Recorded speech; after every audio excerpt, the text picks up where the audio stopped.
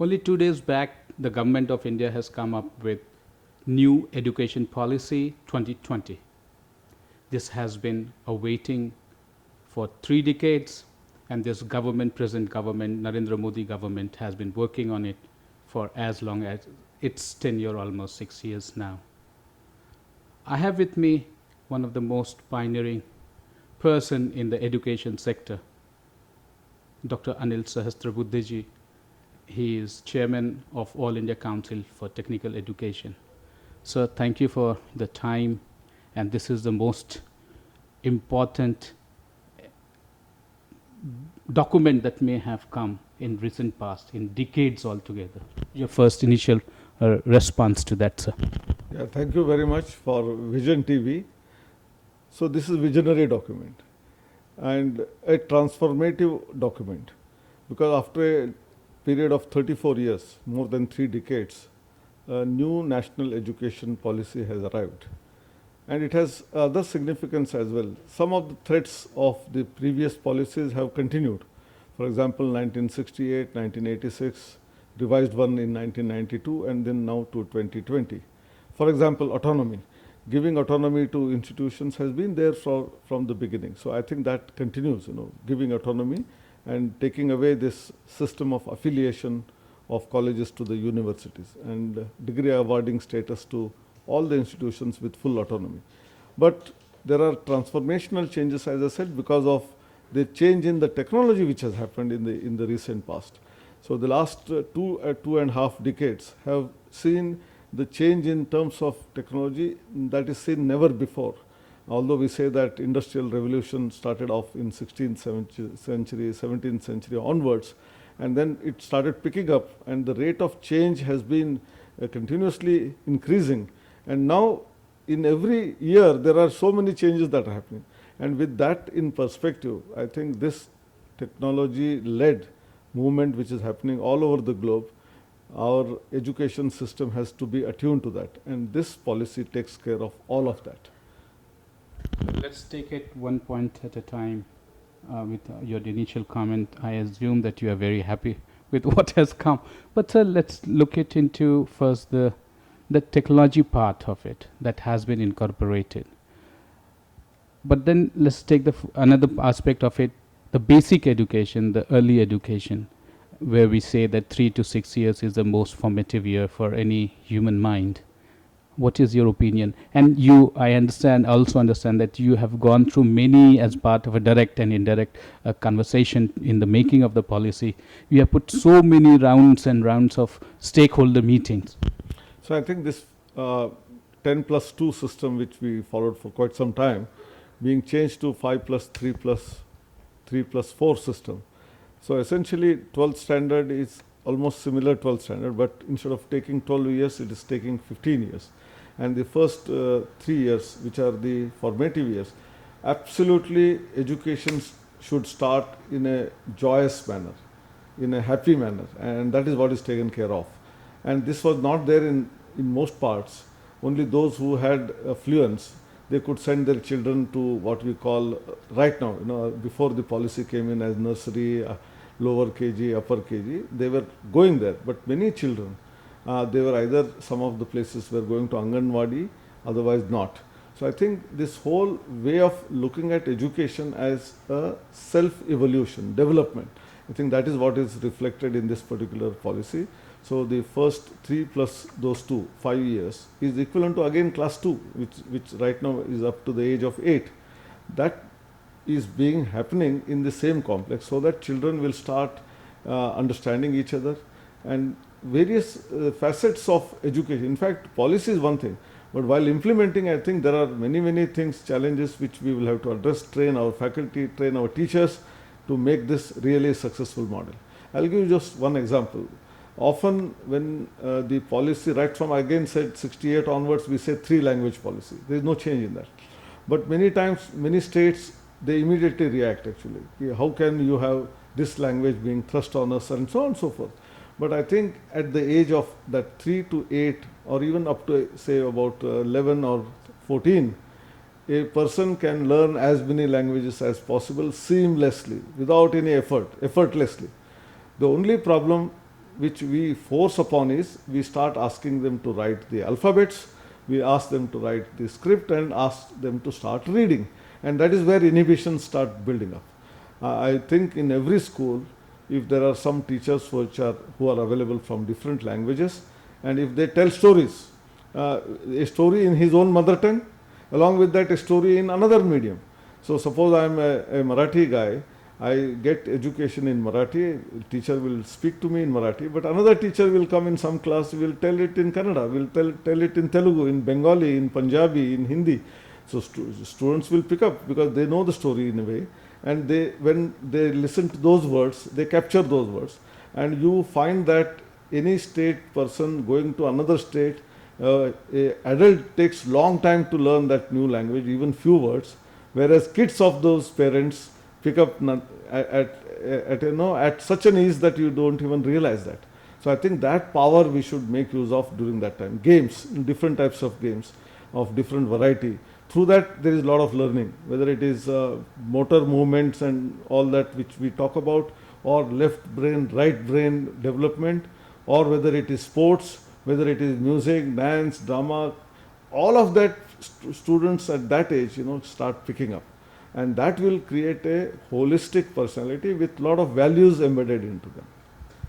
That is very important, sir, because now with the new education policy, you have just got rid of that fallacy or that contradiction which was there. My language is my mother tongue, I'll teach in my mother tongue. The other person is thrusting what you have already shed some light on that. Because that mother tongue has now become the most important part of the education surely at the initial stage. But do you feel that it should be continued to the higher level with the regional languages also maturing, I must say, and they are having a lot bigger vocabulary and a lot bigger technical as well as basic fundamental education, fundamental sciences coming into those languages? That was also, I think, you have done a workshop on that also. No, I think one can certainly continue education in their own languages as well, even beyond whatever is made mandatory up to the age of class 6 and so on. But nevertheless, we are not saying that we should not learn in English. So some of the people who have assumption that since we are saying that everything should be in mother tongue, so English is being relegated. So it is nothing against any particular language, but we have to promote our own language from two contexts. Right from our birth, we are speaking our mother tongue at homes. And we easily get connected with all those vocabularies when they are taught in the same language. And gradually when you grow up, you can always learn many other languages, not only English, you can learn German, French, Japanese, any of your choice actually. So I think that should not be a matter of barrier to us at all, number one. Number two, if the language is to be developed, students have to learn, without that it cannot be developed. And the rich heritage that is there, especially in literature. There is amazing literature available in all Indian languages. Beautiful novels, beautiful stories which have been written. If we all start off with English medium, we will be all missing out of that knowledge, and which is हम जो हिंदी में बोलते हैं जमीन के साथ जुड़ा हुआ जो नाता है वो तोड़ देंगे हम. So therefore, to get to the roots and to understand the nuances of that, I think one has to be associated with the mother tongue language without hating any other language and continuing to learn any and as many languages as possible. That is the strength. You mean to say you want to propagate what is we all have been telling all this while, as a world, as a global village. You learn your mother tongue, you learn your official language, and you learn as many languages around the world where you do your commerce, your training, your study, your education, and on so on and so forth. I want to draw your attention to our Vice President, Mr. M. Venkaiah Naidu ji. I have been covering him for a while, and he has been saying mother tongue has to be your first basic language, your first language, your mother tongue. You have to have your command over mother tongue. I think he must, and also a few days back he has tweeted also only yesterday, and I think you must be the happiest. You must be getting the endorsement from none other than the Vice President of India. That in fact everyone also speaks about that. Not only Vice President, President, Prime Minister, everyone has laid emphasis on the mother tongue. And that power people have realized in those countries where they start educating in their languages. And we have denied ourselves in the name of English. So English will come later, and as you said, whether we should have science, technology also in local languages, it is feasible, but there are difficulties. We must address those difficulties as well. Because many words are not there in our different Indian languages. So can we teach with the sentences being in our languages, but some of the terms being utilized as they are from there? Then understanding will be easier, and also migrating is easier. Then a student need not understand the different nomenclature here and different nomenclature in another language. So I think some of the terminology like electricity or for example magnetism, so probably some of them do have already some Indian words actually, but some of them like the computer has, Sanganak has come. So some have been already innovated and invented, but some do not. So there also, if you try to invent, that would be a big job and which should continue. But meanwhile, why not start with using both, the language as a medium, but at the same time using the same terminology, same words which are used in English, in science and technology in particular.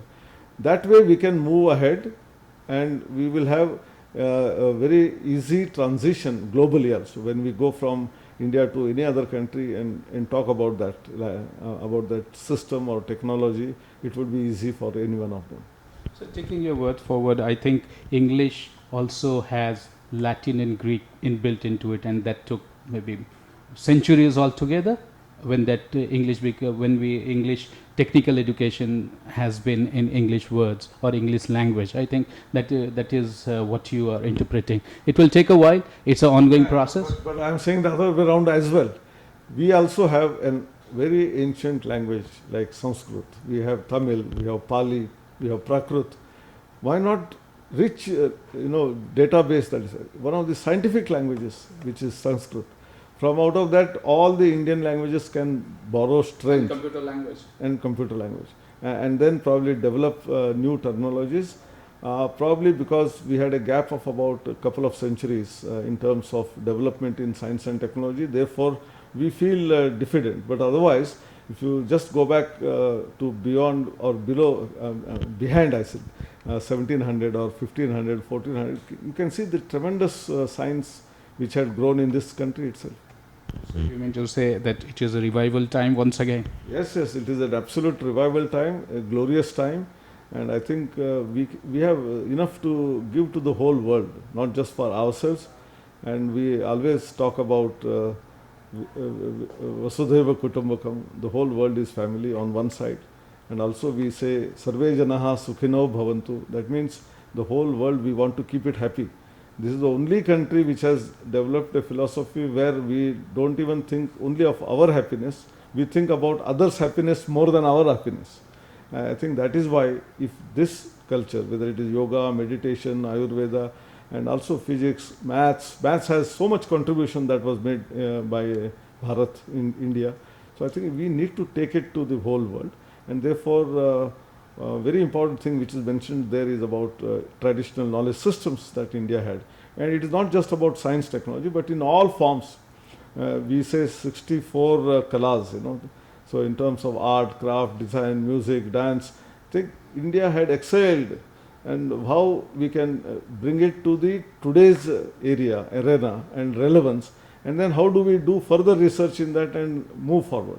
That is the spirit with which this new education system is going to be transformative in that sense, and regeneration in one sense. The critics will say that 70 to 80 lakh school education teachers, whether in government or private, all included, maybe a little bit more, little bit less. How to train them? That will be a big challenge, because new education policy talks about getting the best out of the teacher for dissemination or the technology that requires to be taught the brains, left, right brain, whatever you have already mentioned. See, in fact, the new national education policy talks about teacher training in great detail. It also talks about mentoring. See, there must be a very robust system of mentoring. These two are very important things. And teacher has a great role in mentoring his students. And therefore, training of teachers is very, very vital. Although there are more than lakhs of teachers, in higher education itself. We have 5 lakh technical education teachers, about fourfold of that in the general university and college systems. And if you look at the schools, the number of teachers, they will all get into a crore actually. So I think they need to be trained. So they cannot be in a physical mode. Probably to do that would take a longer time. Today technology is available. We must make use of that technology. I'm just giving simple examples of the current COVID crisis, where we used to conduct our Atal Academy faculty development programs in emerging areas like AI, IoT, machine learning, deep learning, robotics, 3D printing, blockchain, augmented reality, virtual reality, cloud computing, cyber security, ये सब चीज़ें. So we used to do that in a face-to-face mode, and in one 5-day workshop we can handle only 50 people, because you have the size of limitation of the classroom, accommodation, travel costs. Whereas now in the 3 months period, compared to the whole last year, by conducting less than half the programs, we have trained more than double the number of faculty that we trained last year. Last year we trained 9,600, this time we have trained 18,000. Last year 185 programs were to be held, this time with 85 programs we could do it. And the cost savings. Absolutely cost saving. So I think there is a tremendous power of technology which we must use. But what is needed is, you need passionate teachers to handle those classes as well. Because when it is in a face-to-face mode, whether you like it or not, at least because of some kind of discipline, faculty will be attentive there. Whereas if it is out of sight, out of mind, and therefore when on a screen you are watching a particular training session, unless that is absolutely captivating, like we see TV serials or a movie, we don't leave. We want to see what next. I think our faculty, who are the master trainers, or we say gurus, whatever we call, they must handle these kind of trainings for our faculty members. That means train the trainer programs, and they in turn train their other trainers, and then finally to the students. I think this is a chain. If you observe that, I'm sure that reaching out to all the people, we can do it in 1.5 years. It doesn't take much time. So you are saying training 1 crore plus all across the technical, general and school, 1 crore teachers virtually online, and that could be as quality would rise significantly. The quality would be slightly in the beginning, not as much as what is in the face-to-face mode, but as we develop, we had this another interesting program called Faculty Development Program for Universal Human Values. We have a course on that. And then we have a student induction program of 3 weeks duration.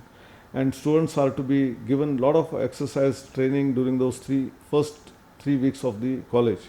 And that is not curriculum, outside the curriculum. That is starting from the sports, exercise, in the beginning, in the morning, yoga, various kinds of meditation on one side. Then a lot of discussion in different languages so that they attach to each other, they understand each other, collaboration, teamwork, then visiting to some nearby sites, conducting some lectures by experts. We have various sessions where even inspiring movies are shown. They go for hitchhiking on some day, and all controlled by one teacher and 20-25 students. And so what all and how all it is to be done, we needed to train our faculty members. And we trained about 10,000 faculty in the last, as I said, in the last 3.5 months through this what is known as Universal Human Values and Student Induction Program training for teachers. Now, if we can do it in 3 months, 10,000, most of these teachers are now actually like train the trainer type. So they can in turn train their respective teachers in their respective colleges. So if there is a chain reaction, 10,000 will become 10 lakh, 10 lakh will become 1 crore. It will take some time. I'm not saying that it is overnight possible. And effectiveness may be 80%, 85% in each one. So some of them may not come up to that level what we are expecting, but it will certainly energize and Add value to add value where they are. And secondly, they observe a person who has put in his effort also. See, the effort from the teacher is also important. He should also feel from his heart that I want to learn this. And if he does that, this mode is as effective as the other mode of face-to-face mode. The amount of money that the government has proposed is 6% of GDP. Do you think all parties, all stakeholders, including states, will be encouraged enough, or will they have enough funds to actually make it this as a gold standard? I think this 6% of the GDP should be spent on education has been there right from beginning, right from independence. But gradually from 1 to 2% to 3%, we have certainly increased that number. But 3.5% to 6% is something like a quantum jump actually, and which will be certainly difficult for the government to find such resources. So we have to be innovative now. So innovation is that why everything should be spent by the government? Why not from the even public funding? Why not you have your own alumni? Our alumni means from all the educational institutions of the country, they have gone all places, and some of them are billionaires. I think no one is going to take this money when they pass off, so they have to leave it here, and some of them would like their kith and kin to get some money, but rest of the money is what is it for? I think if they all start putting it for various educational purposes, I think this budget is not big. Remaining 2.5%, whatever is the gap which is there, which can be filled in by industry through its CSR, by the alumni who have done well in their life. If they give up some of that money which they have earned, it's very, very easy. But there must be, kind of motivation, inspiration, and money will come only when they find the results. This is my experience even in other earlier institutions. When you ask donation to your alumnus, they normally don't like to give it because they don't know whether it is going to be used for the right purpose. But you give some samples, small examples of how you have effectively used, and it has changed the life of someone. I think money is no boundary actually. Money will come. People say that all those who are passing from vocational education, doing vocational education, they don't get into the mainstream. Mainstream means for the technical education or expertise, or for the civil service examination or PCS examination. Do you feel that they have a merit in it? I think this policy will really make that change happen, because there is a lot of flexibility in terms of what you can learn now and what you would like to add on to that and learn later. And that is what is called as banking of credits, is also a possibility which has been talked about here. And so someone from vocational stream seamlessly can get into the general stream. For example, vocational, who is working in carpentry may become a mechanical engineering student by joining from one stream to the other stream. He may have to do some bridge courses, no doubt. So I think that seamless movement is important. Because when you start off, maybe many times if our aptitude is absolutely judged by self and by some tests, we may probably land up in the right area. But unfortunately, all these years, what is happening is parents push their children into a certain, education. Lucrative, or they feel that many times it's just not lucrative. Someone like a father, mother wanted to become a doctor, they could not, so they want their children at least to become a doctor, or similarly engineer.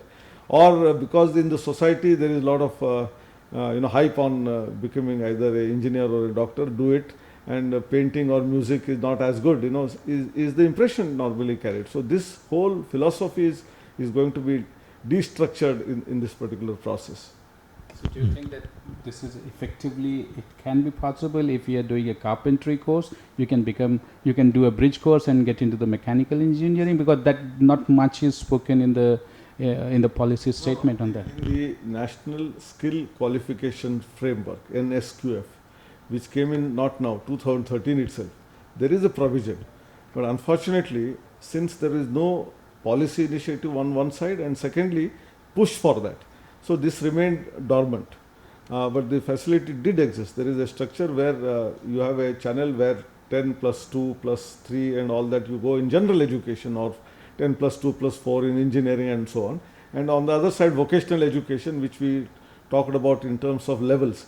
Level 1 and 2 is 9, 10th, then 3, 4, 5 is like diploma, 6, 7 is like degree, that is DVOC, BVOC, MVOC, etc.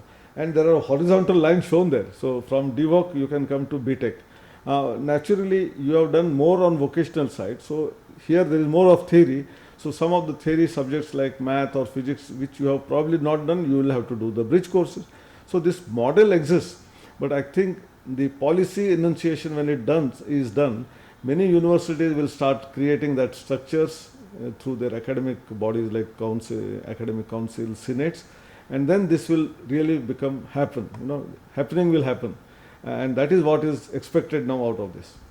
So, if I may take it push you a little further, will civil servants, IAS, if you apply for civil servants job, will these courses can also be eventually be brought on board, and one can do a DVOG or BVOG and still do the bridge course and then apply for civil servant job? No, I think this is the right question, and in my personal opinion, you should straight away allow. Not even going to become a normal graduate, even a BVOC graduate has to be allowed to write a civil service examination.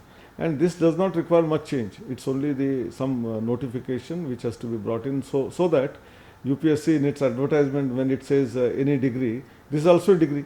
This is also a bachelor's degree. The other degree is bachelor's in arts or commerce or science or engineering or medicine or architecture on one side, and here it is bachelor of vocation in some domain. They have also done some general, English and some language, some subjects which are relevant.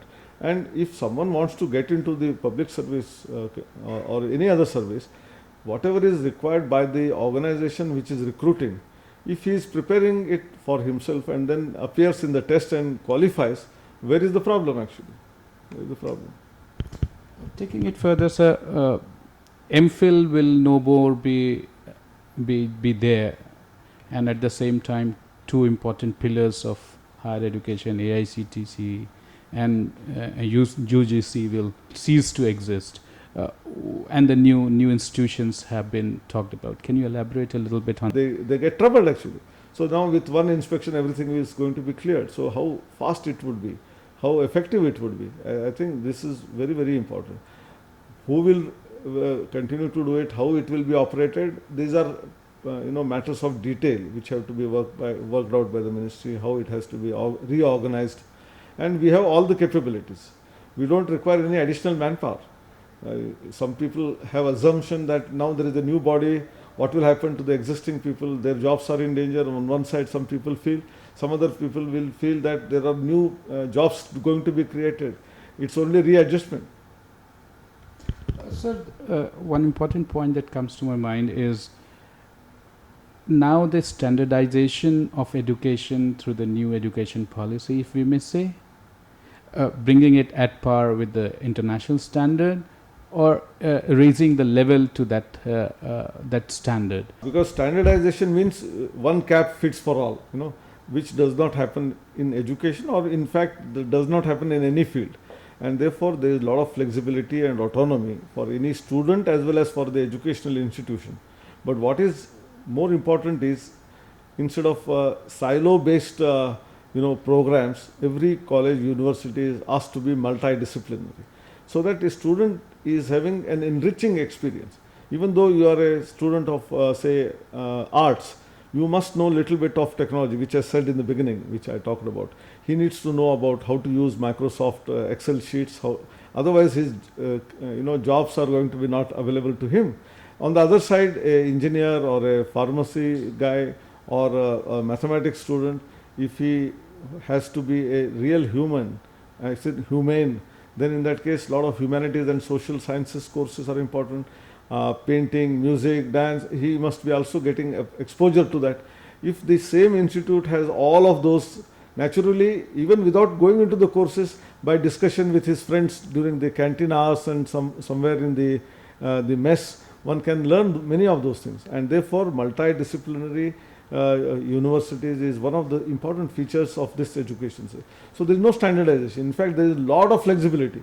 A student of mechanical engineering or a computer science, along with that taking some 2 courses of music is a possibility, or taking a course from one university partly and another university partly, banking of credits, and then finally getting a degree from another place.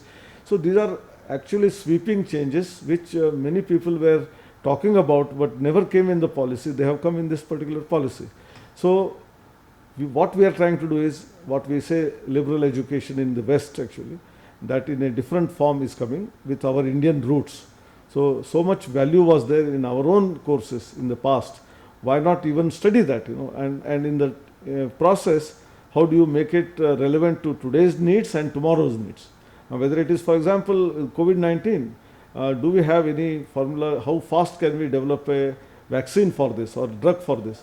I think these are the kind of challenges where you require, intradisciplinary, cross-disciplinary ideas to come in. You require computer science, IT on one side, because there are hundreds of millions of molecules, out of which only one molecule will suit the best, or maybe 5-6 molecules. How do we derive that? So there must be optimization techniques, a computational program which will analyze and will select best and best and best out of that and come to about 100 or 1000.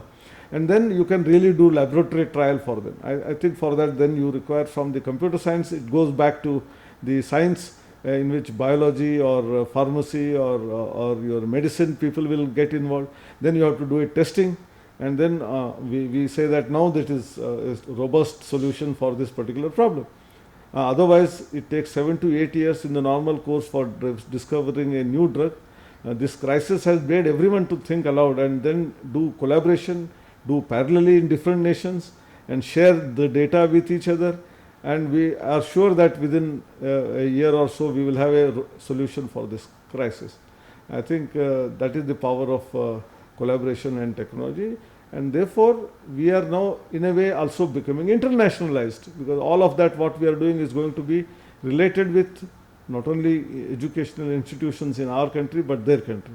And a lot of research proposals which are mutually done together will also come up.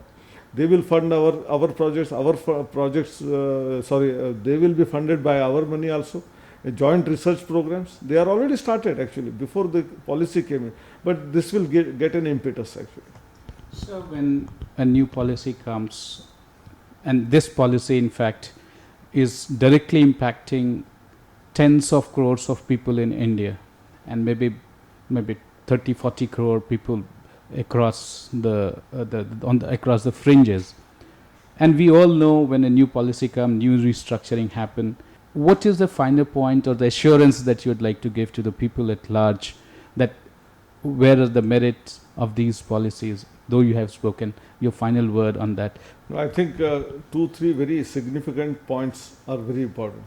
One of them is increasing the gross enrollment ratio at the class 12 level. That means today's class 12, but later it is 5 plus 3 plus 3 plus 4. 100% of them. So that itself is empowering the entire citizenry. And right from the childhood, right from maybe 5th, 6th standard, associating with the skills. That means whether it is gardening, whether it is carpentry, whether it is computer skills. So variety of skill sets, once you start earning them right from that point in time, which are hands-on, which are not theoretical, which are actually experiential learning. When that happens, everyone who goes through this cycle for the first 15 years of education from age of 3 to age of 18, they will be fully geared up for taking up something or the other in life. And this unemployability, etc., which we talk about, will vanish because of that. Now there are people who would like to go to higher education also. Today it is around 27-28%, which is envisioned to be 50% by the time we cross about another 15 years or so. So I think that is gradual, that cannot be overnight.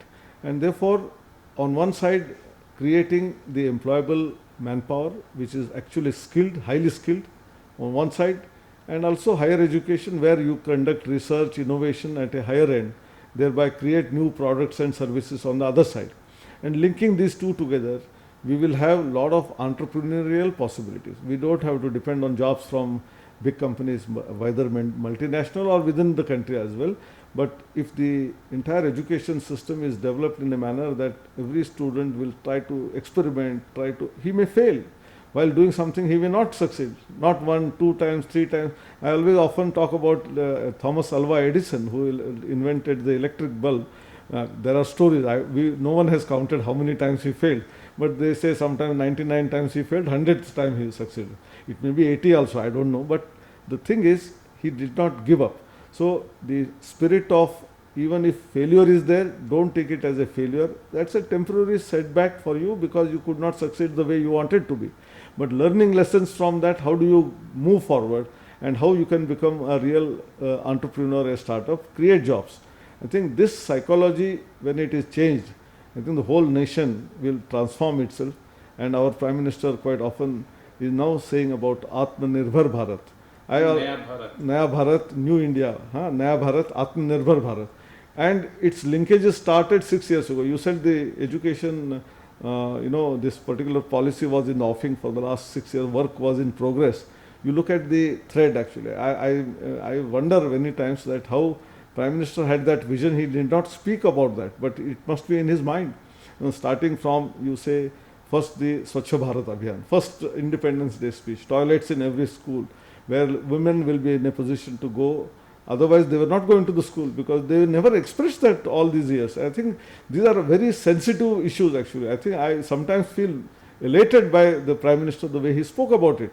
Many people might have made fun, but you imagine that every school, every child will have this access and also water to every place. What you say is, I'm coherent, because if that would not have happened, if you would not have made toilet, nobody talked about for 70 years or maybe even weeks before that. Yeah. Then you have Skill India, you have Digital India, you have Make in India, we have Smart Cities, Unnat Bharat Abhiyan, and then the Startup India, and then Atmanirbhar. See, you can see the linkage. So you are developing on one side digital technologies and digital issues, and also skills of the people on one side, gradually moving forward. For doing that, you require the correct infrastructure, including toilets, so important.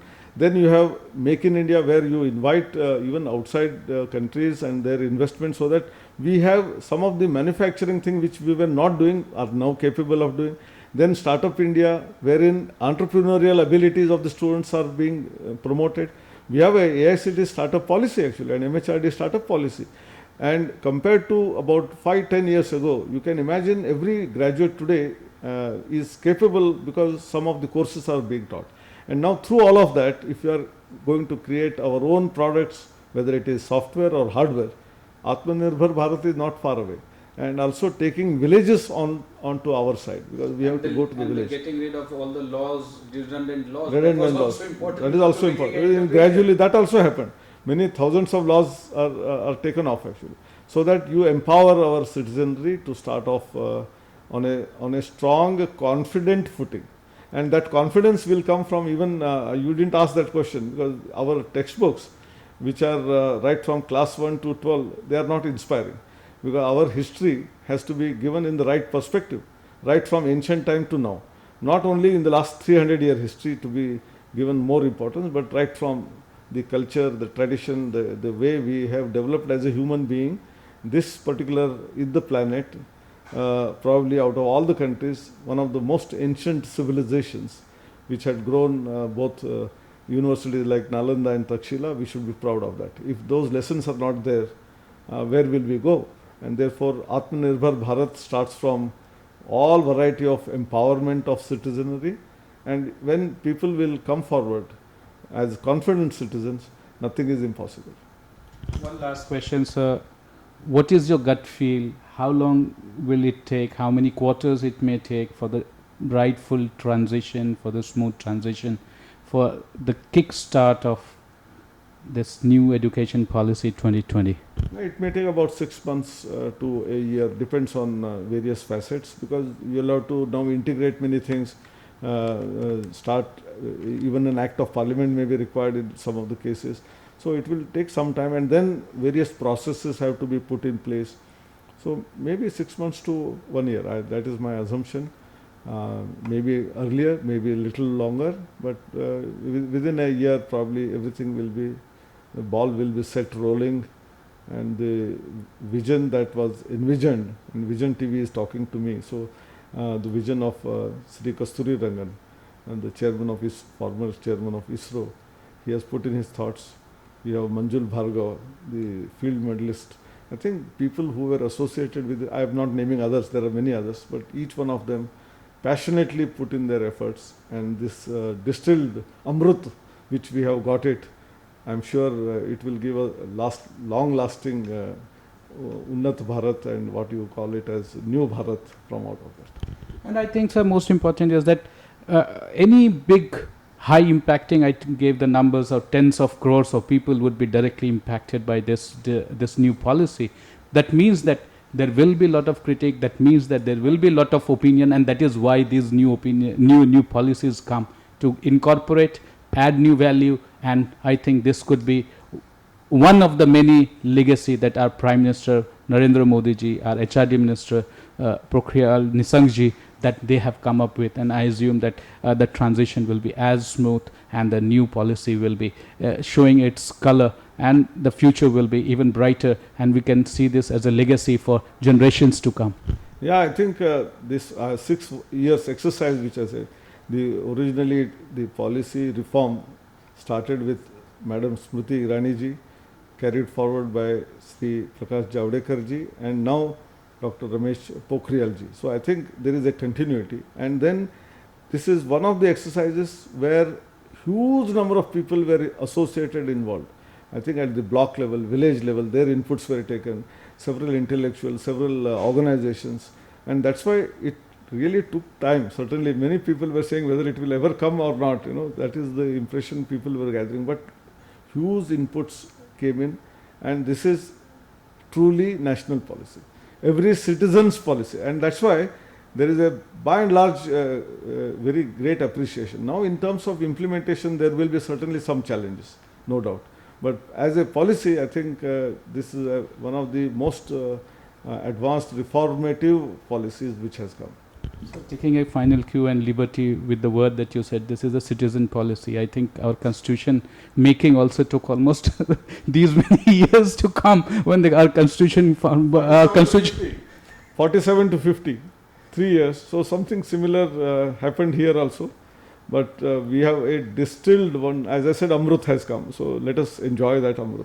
And your contribution directly or indirectly or behind the scene has been stupendous. You have also, as this organization, as an intellectual yourself, has contributed too much to the new education policy 2020. Now that the new education policy is already up and running, as Sir says, few adjustments need to be made, few parliamentary decisions need to be taken, few laws needs to be passed. But as it is said, when you impact tens of crores of people, this is bound to be creating some chatter, some shake-up, and certainly a lot to look forward to and a promising future ahead. Maybe this new education policy 2020 will be a landmark and a legacy of our prime ministers for generations to come.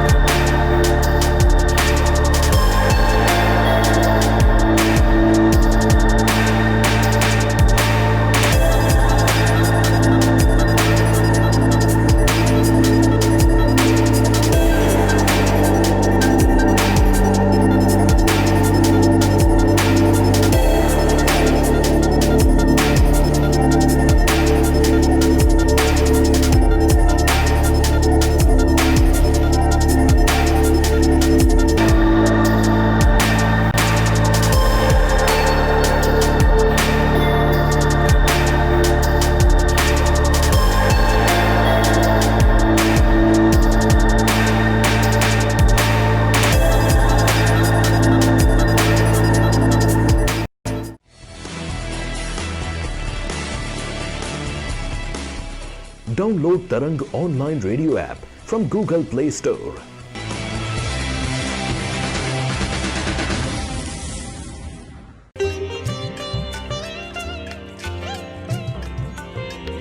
You are listening to Tarang Devotional Online Radio.